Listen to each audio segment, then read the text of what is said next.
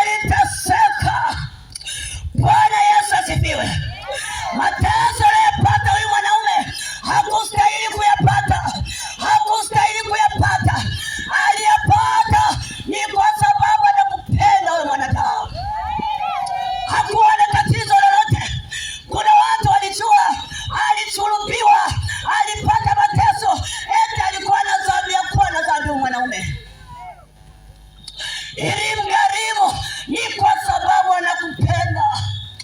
Adhabu ambayo nilipata mimi na wewe akaichukua Yesu, mwanaume wa wanaume, mfalme wa wafalme, Bwana wa mabwana, kwa ajili yako mwanadamu unefaa, mwanadamu wa thamani, mwanadamu ambao mtu wa maana sana. Akaacha enzi yake, akaacha uungu wake, ikamgharimu.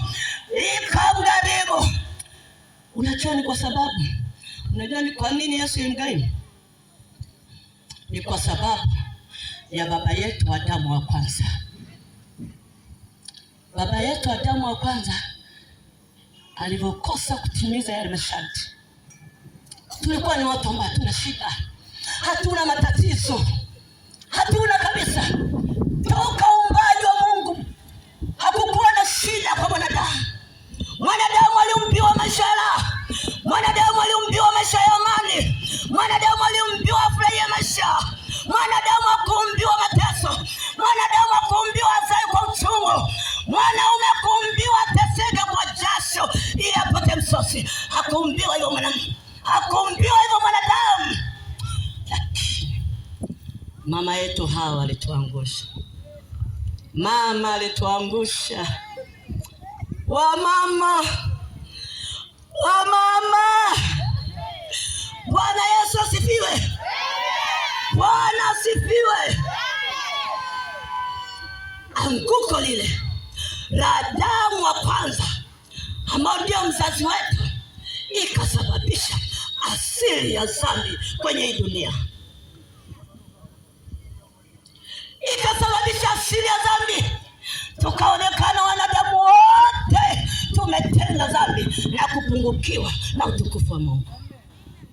Lakini kwa jinsi Mungu akabado anaupenda ulimwengu, ndio maana akasema akamtoa mwana pekee kwa ajili ya mwanadamu ambao umetenda dhambi, kwa ajili ya mwanadamu ambao umepotea. Na kwa sababu hiyo Mungu wangu aliye hai hahitaji mwanadamu upotee, hahitaji mwanadamu uteseke, hahitaji mwanadamu angamie.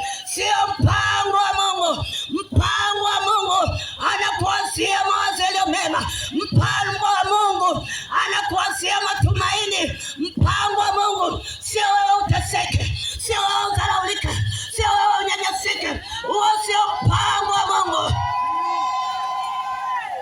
Lakini Biblia yangu katika Yohana 10:10 inasema shetani aje ila aibe, achinje na kuharibu. Bwana Yesu asifiwe. Shetani anapofanya kazi anamvaa mtu ili afanye kazi. Mungu anapofanya kazi anamuingia ndani ya mtu ili atende kazi. Na kwa sababu hiyo uharibifu ukaanza. Mwanadamu akawa ni mtu wa tabia mbaya, mwanadamu akawa mbea, msengenyaji, mchawi, mganga kienyeji, kila aina machafuko unayajua wewe, chanzo chake ni dhambi. Bwana Yesu asifiwe. Kila uharibifu unaoona katika maisha yako, haijalishi ni uchumi, ndoa haieleweki, kila aina matatizo unayoona ndugu yangu, chanzo ni dhambi. Bwana Yesu asifiwe. Shetani amefananisha na mwizi.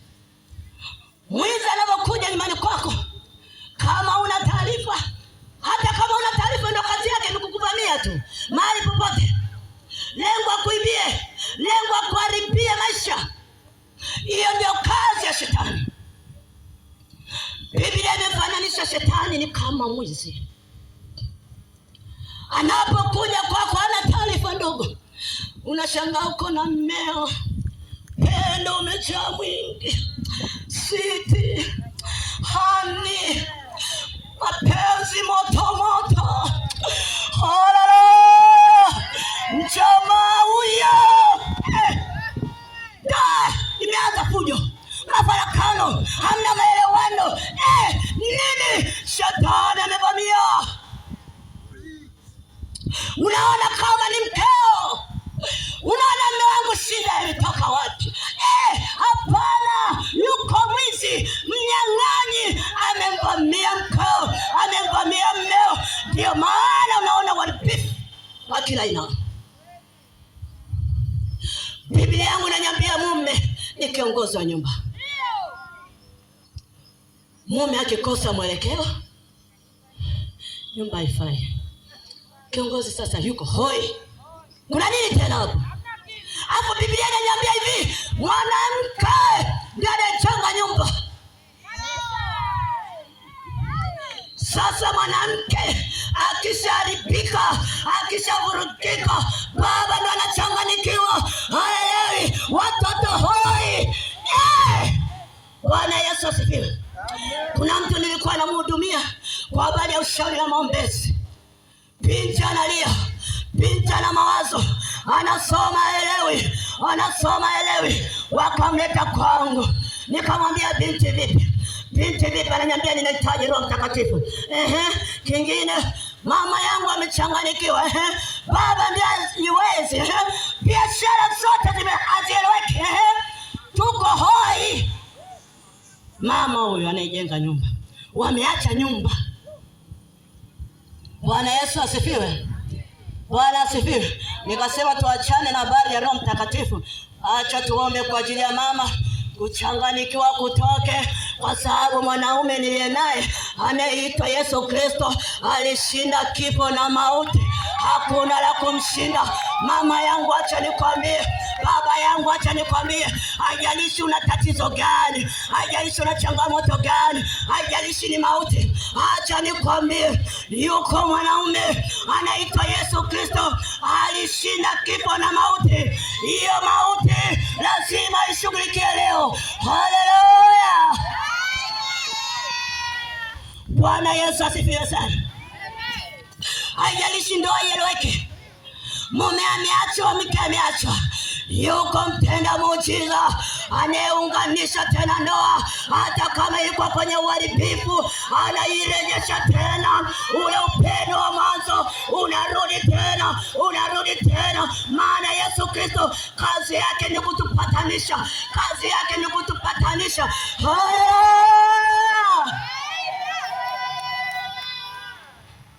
Bwana Yesu asifiwe.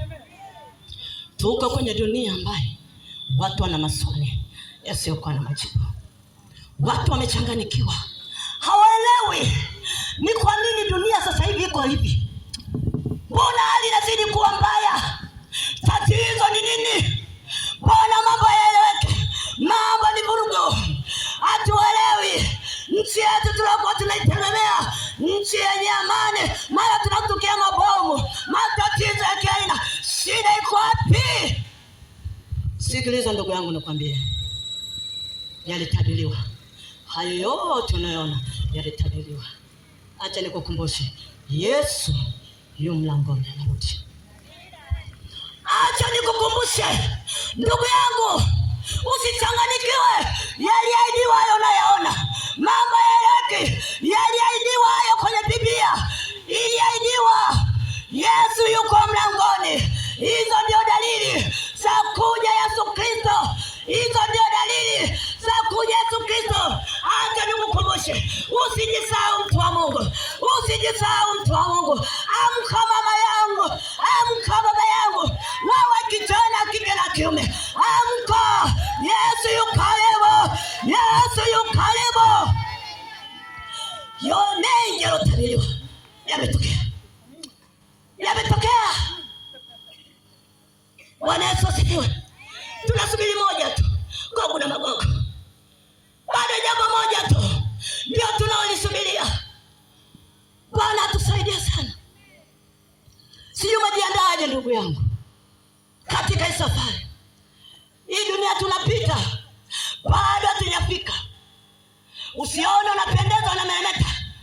unakula chipsi mayai kijana, unaona maisha umeyapatia. Na kwambia hivi, ukiona uko mbeleni kuna hatari, hata hizo chipsi mayai kijana, usingekubali kudanganyika. Ungeziona kama mavi, ungeona kama mavi, ungeona kama mavi. Kijana, wewe binti, hizo chipsi mayai ungeona kama mavi. Yesu yu karibu, Yesu yu karibu. Acha kudanganyika, acha kudanganyika. Yote Sulemani ananiambia ni ubatili.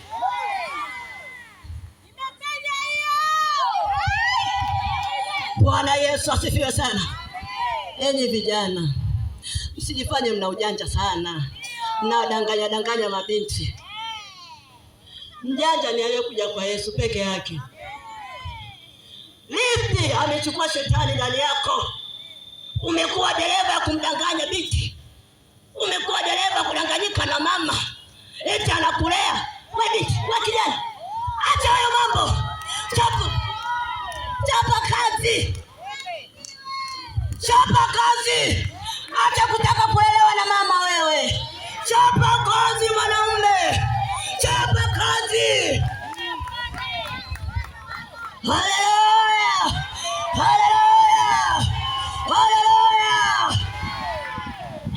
Kijiji cha nini kigeto? Bondole. Natanga ameshika. Bwana Yesu asifiwe. Mnanema Bondole. Mungu anawapendelea, Mungu anawajali, Mungu anawapenda, anawahurumia, anaona shida mnazopitia, anaona taabu mnazopitia, mna maswali yasiokuwa na majibu. Kuna kitu Mungu ananikumbusha hapa. Sikiliza, kijiji cha Bondole.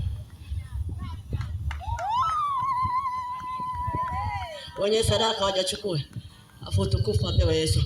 Haleluya! Haleluya! Haleluya! Bwana asifiwe.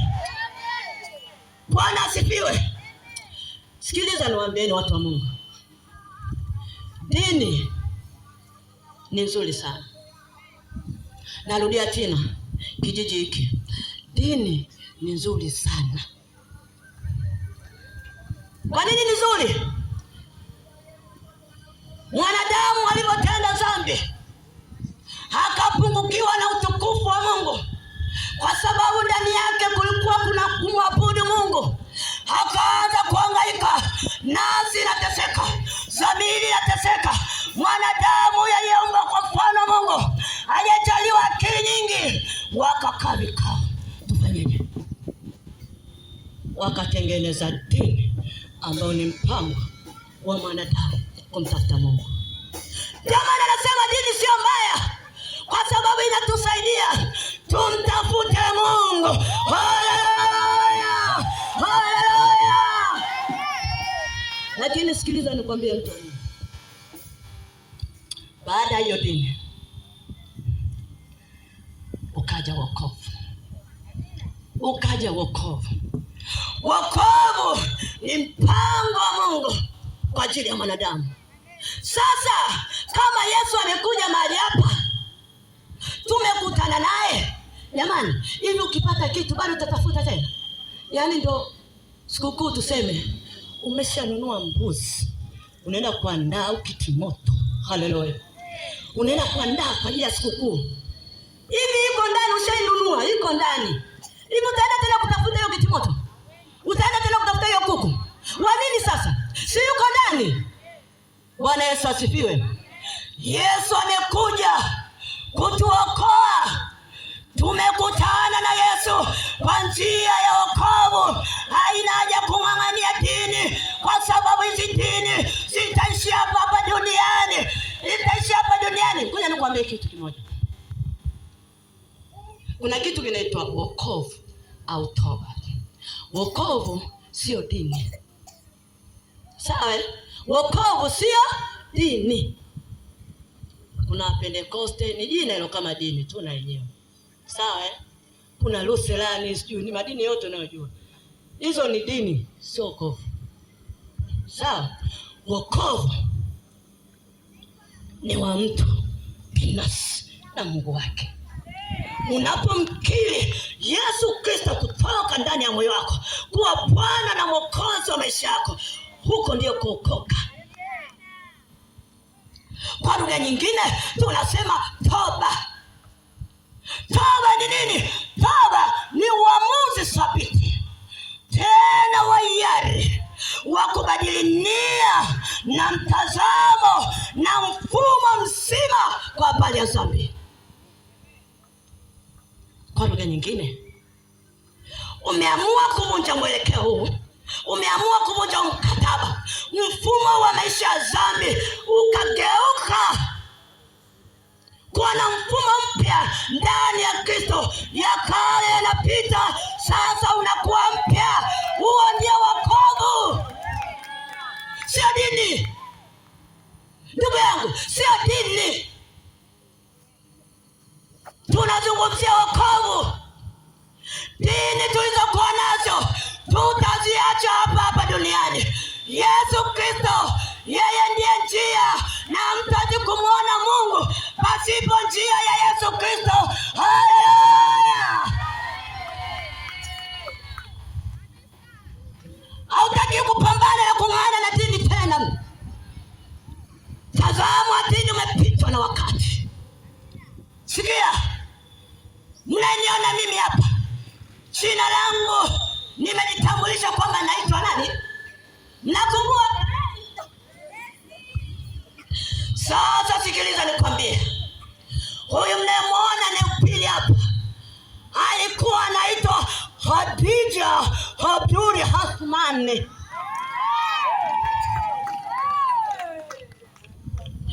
Bwana Yesu anawapenda, ndiye pia Waislamu, hana ubaguzi.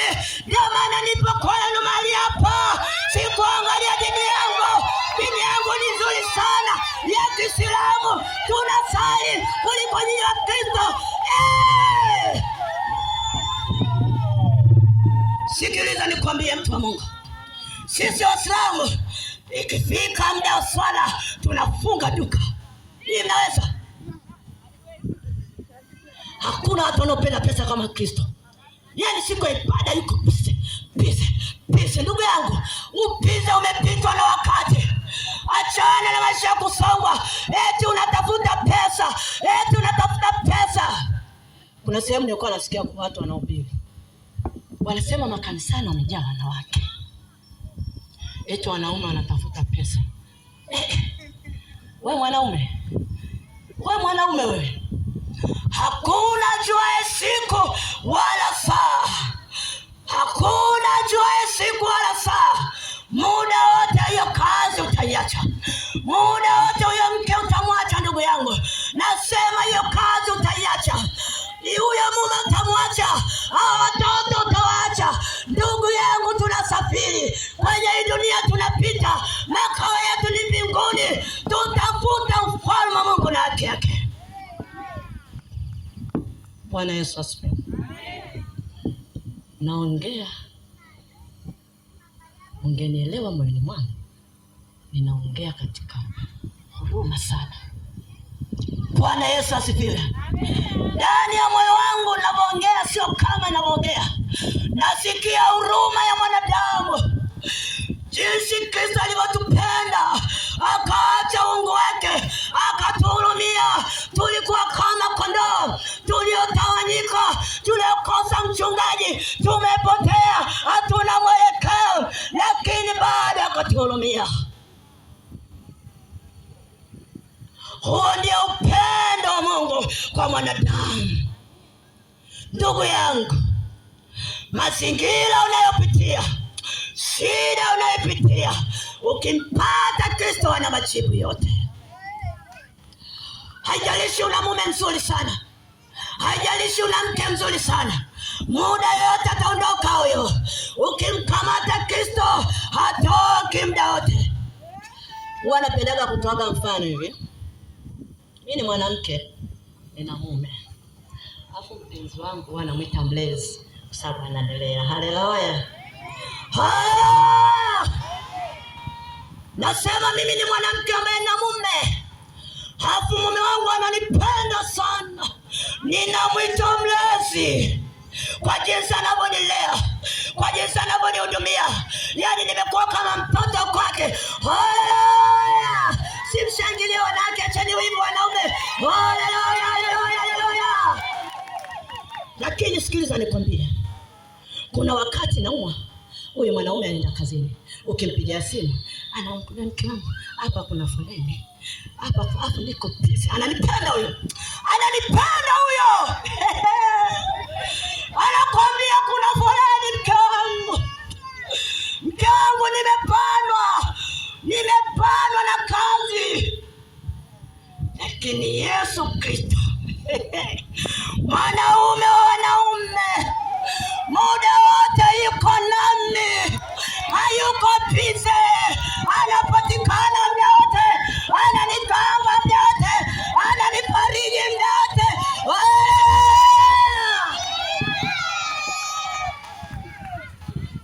Bwana Yesu asifiwe. Huyo ndio mwanaume kung'ania.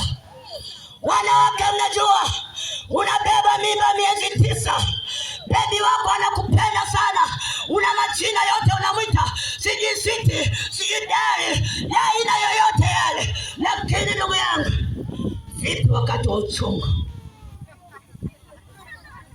Mungu kitandani wote, baby.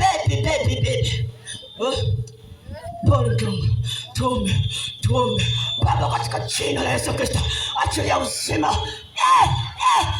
Dakika hayupo, kasha uchapa usingizi. Mama, unalia peke yako, mume wangu mwenzio naumia. Kwa nini? Uchungu ni wa mwanamke, uchungu ni wa Yesu Kristo. Amekugaramia mwanamke, amekugaramia mwanaume. Huyo Yesu Kristo ndio kumshikilia sana. Huyo Kristo ukilia, analia wewe, uhalali yeye, usiku kucha halali. Ukilia anakusikia, anakubembeleza, anakupetipeti, anakugaga.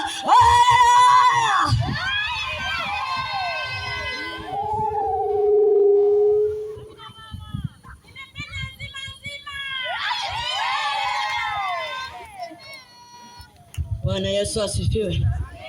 Basi tusimame, tutashikana mkono tukiwa tunaendelea kuimba, tukiwa tunasema shika rafiki yako, songeni huko. Wananiambia wamama wana wimbo, wananiambia endelea mhubiri. Bwana Yesu asifiwe.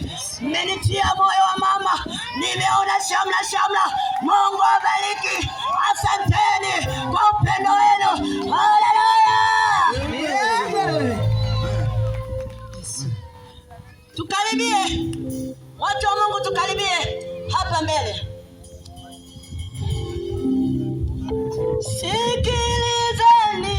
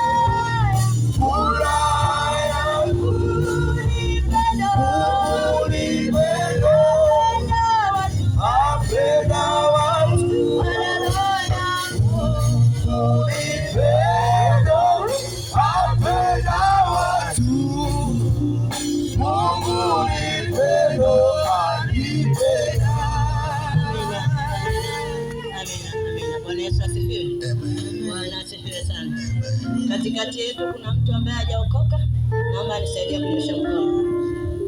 kuna mtu ambaye bado hajaokoka, hajamkiri Yesu Kristo kuwa Bwana na Mwokozi wa maisha yake. Wote tumeokoka? Wote. Amina.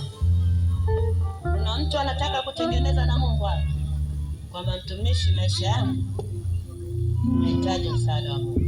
Yupo katikati yetu anahitaji matengenezo na Mungu? Mikono basi.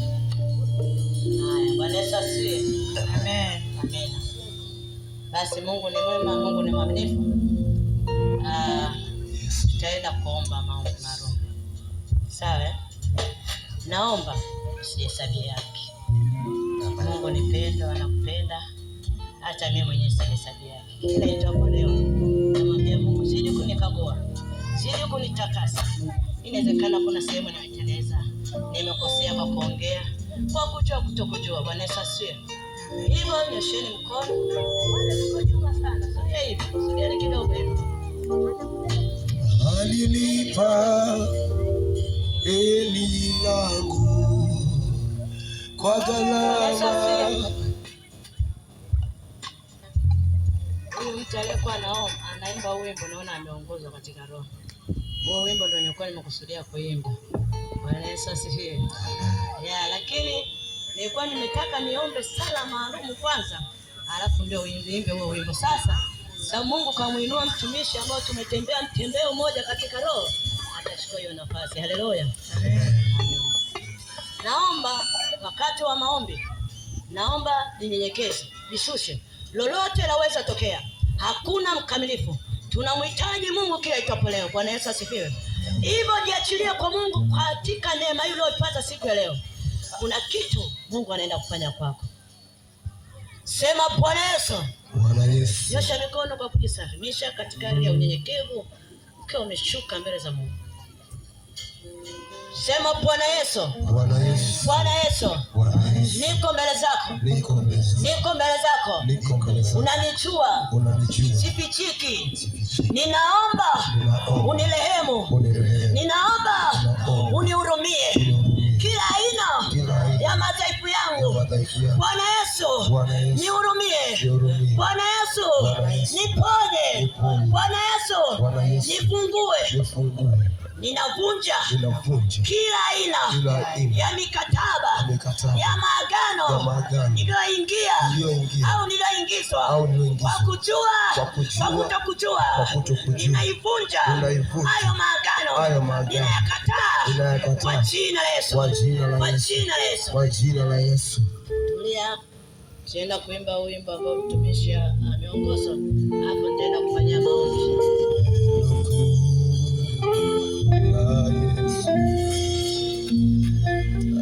Alilipa deni langu kwa gharama ya mauti. Alilipa deni langu kwa gharama ya mauti.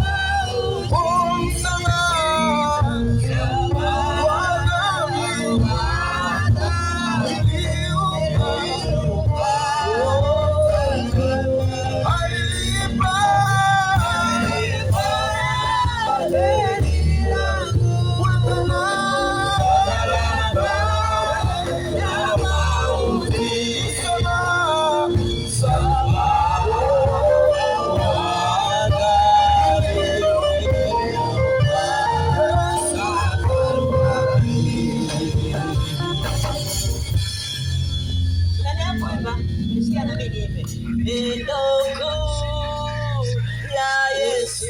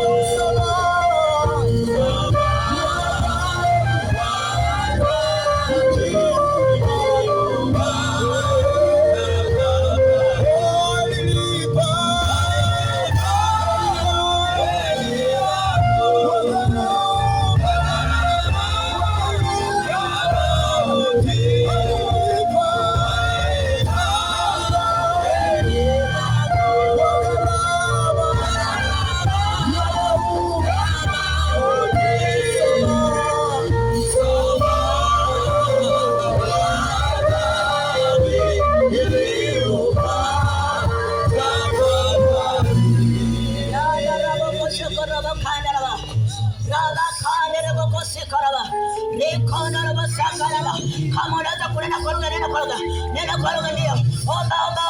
Nina rabo shaka. Raba kandelebo. Yachilie kwa Bwana. Leo ni siku yako ndio. Nikana rabo shaka. Rabo kosaka. Omba.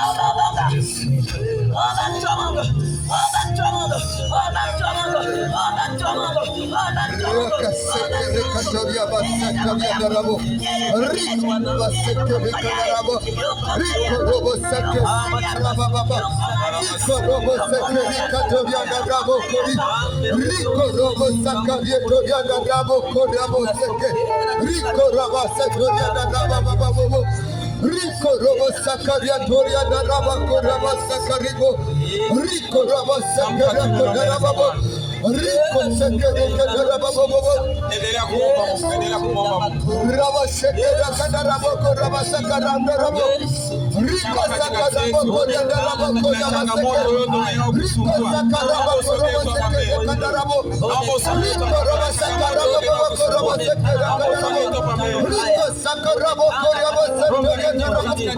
Rico Raba Sakaria da Rabako Raba Sakaria da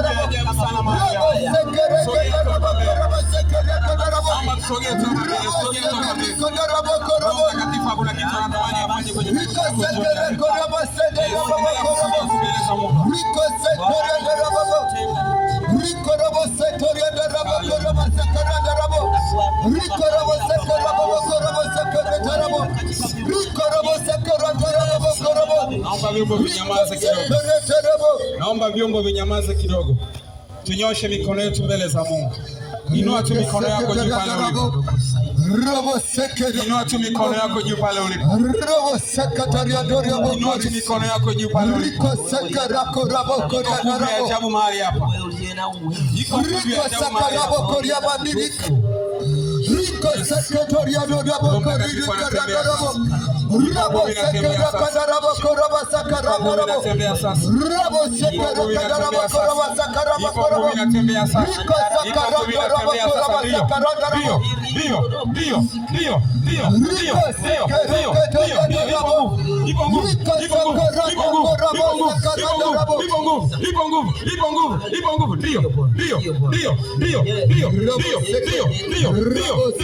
ndio kwa mamlaka katika jina la Yesu inatangaza kila nguvu ya giza, kila nguvu ya giza inapata nafasi kwa maisha yako. Wewe inakuachia, inakuachia, inakuachia, inakuachia, inakuachia, inakuachia, inakuachia, inakuachia, inakuachia, inakuachia, inakuachia, inakuachia, inakuachia, inakuachia, inakuachia, inakuachia. Yes, yes, moto unatembea, moto unatembea, moto unatembea, moto unatembea, moto unatembea, moto unatembea, moto unatembea, moto unatembea, moto unatembea, moto unatembea, moto unatembea, moto unatembea. Liko nguvu ya mwingine anatembea, liko nguvu ya mwingine anatembea, liko nguvu ya mwingine anatembea, liko nguvu ya mwingine anatembea, liko nguvu ya mwingine anatembea, liko nguvu ya mwingine anatembea, liko nguvu ya anatembea. Ndio, ndio, ndio. Endelea kumwomba Mungu, endelea kumwomba Mungu. Iko nguvu inapita, iko nguvu inapita, iko nguvu inapita. Inua mikono yako juu, inua mikono yako juu. Weka mikono yako juu. Wakati wa kumwangalia